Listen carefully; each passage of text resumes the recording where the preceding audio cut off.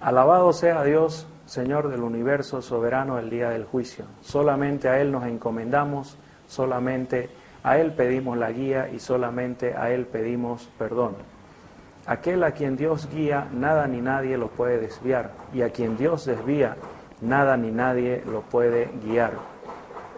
Doy testimonio de que no hay más Dios sino Allah, el único sin iguales ni copartícipes, y doy testimonio de que Muhammad es siervo y mensajero de Allah, que trajo la guía y la religión verdadera. Ahora hablaremos sobre un tema que es muy común y muy frecuente en Latinoamérica, algo que prácticamente se lo asocia siempre con la cultura latina, es decir, la cultura de origen romano. Es un festejo, una especie de celebración que tiene sus orígenes desde tiempos inmemoriales. Se lo sitúa, se lo remonta a la antigua Babilonia, se lo remonta a los tiempos de los griegos y de los romanos.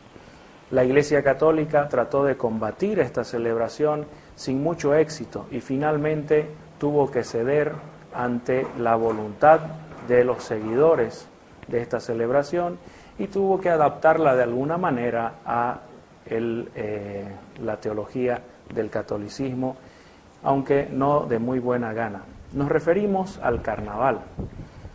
El carnaval, que como ya les he dicho, tiene sus orígenes dentro de las religiones paganas de la antigüedad. Se habla de que tiene un origen en una celebración a Baco, otros hablan de Saturno, en fin, dioses de los romanos y de los griegos, y que también incluye a una deidad o semideidad que es el rey Momo, que es una especie de dios de las burlas, del vino y de los borrachos, similar al Baco de los griegos y los romanos. La Iglesia Católica finalmente tuvo que reconocer el nombre de carnaval o carnevale y lo situó antes de las celebraciones de Pascua y de Semana Santa como una especie de final para los placeres de la carne. Bien, eso es en lo que respecta a qué es el carnaval. Pero básicamente, ¿qué hace la gente durante el carnaval? Consiste en celebraciones que incluyen bebida, consumo de bebidas alcohólicas, incluyen baile, incluyen jugar con agua. Esto es en algunas sociedades, otras les agregan una serie de desenfrenos sexuales, consumo también de drogas, a veces dañar a los vecinos, ensuciar, pintar, manchar, insultar y finalmente incluso hasta golpear o peleas callejeras. Incluso ha habido celebraciones de carnaval donde han muerto personas y yo creo que la lista de víctimas de este tipo de celebraciones es bastante larga. No digamos que esa es la intención original, pues no es tampoco a tal grado el mal del carnaval. Pero ¿qué dice el Islam respecto al carnaval?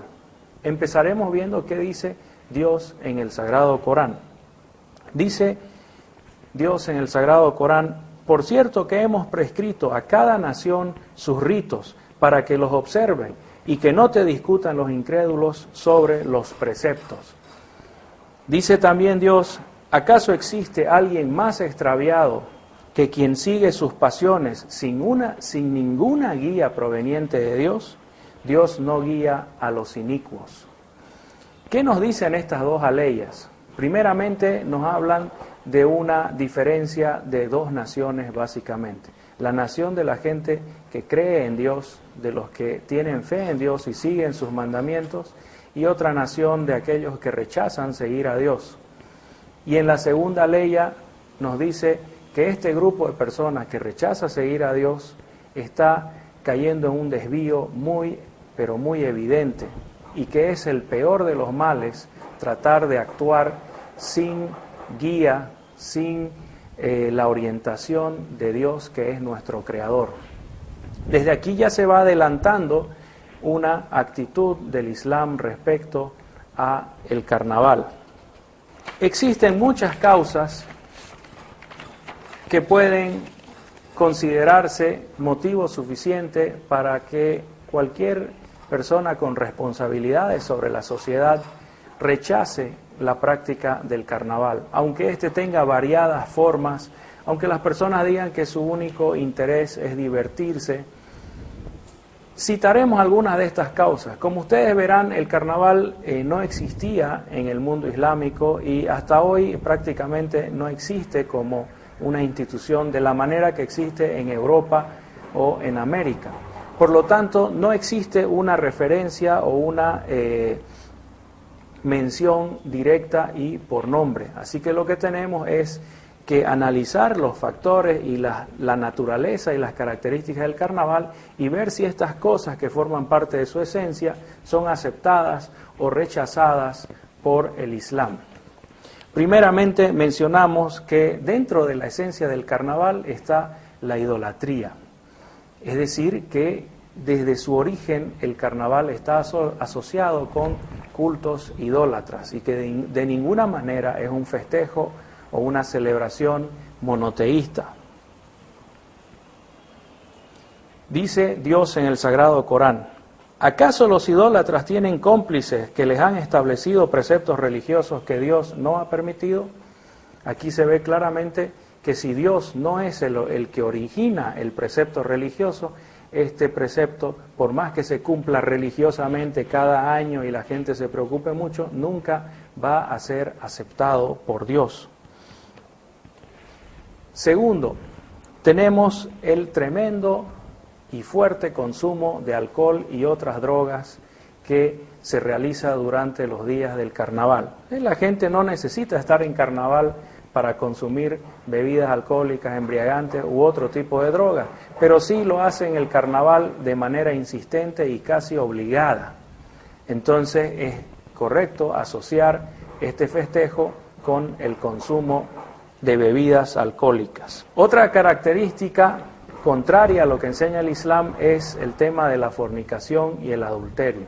También se podría decir que la gente no necesita esperar a que llegue el carnaval para fornicar o para cometer adulterio, que lo puede hacer cualquier día. Pero resulta que en este festejo se dan estas dos acciones que son rechazadas por la religión islámica, se dan de una manera prácticamente frecuente, pública, enfrente de la mirada de todos. Y eso es otro de los motivos por el cual el Islam rechazaría el carnaval.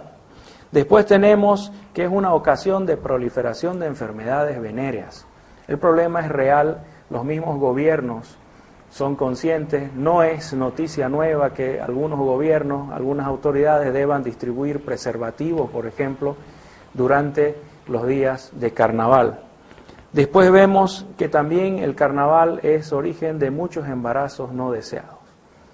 Aquí igual se puede decir que los niños que no son deseados por sus padres pueden originarse, pueden hacerse en otros días del año, pero no es un secreto que 9 meses después de carnaval aparece gran cantidad de niños, no aparecen, ¿no?, sino que nacen gran cantidad de niños que fueron hechos en la fecha de carnaval y finalmente vivirán una vida difícil, no serán queridos por sus madres que generalmente no están preparadas para criar a los hijos, están preparadas para hacerlo pero no para criarlos.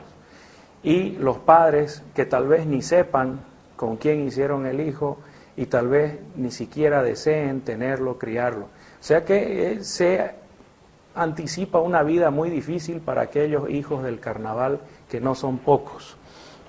También se menciona que en muchos países, especialmente en los países latinoamericanos, la gente gasta dinero excesivamente en el carnaval.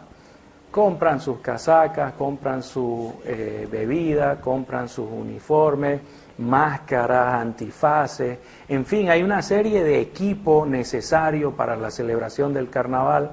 En algunas ciudades el carnaval son unas fiestas lujosísimas, como el caso de Río de Janeiro, tenemos el carnaval de Panamá o el de Colombia, donde las personas gastan cientos, si no miles de dólares para poder participar de manera aceptable para él y para su sociedad. Incluso tenemos el festejo del carnaval andino, que más allá de ser un desperdicio de dinero, aunque enorgullezca a algunas personas, también incluye una característica que fue la primera que mencionamos. A veces el carnaval se convierte en el refugio, en el escondite de la idolatría y el paganismo. El Islam es contrario a la idolatría y al paganismo. Si bien los políticos tratan de conciliar entre todas las religiones se basan en principios que tienen implicaciones. Es decir, una religión monoteísta no verá de ninguna manera con agrado que cultos idólatras o paganos se camuflen o se escondan en festejos como el carnaval. Para nadie es un secreto que los carnavales andinos, por ejemplo, están íntimamente y seriamente relacionados con la idolatría telúrica, es decir, la adoración de las montañas y los espíritus de las montañas y los espíritus de la tierra, etcétera, etcétera. ¿Cómo llegó a darse esto? Es difícil plantearlo. Si la gente será culpable o no, esa es otra cosa, pero lo cierto es que por estos motivos mencionados hay un consenso entre los eruditos, entre los juristas del Islam, en que ningún musulmán puede participar ni puede festejar, peor aún promover esto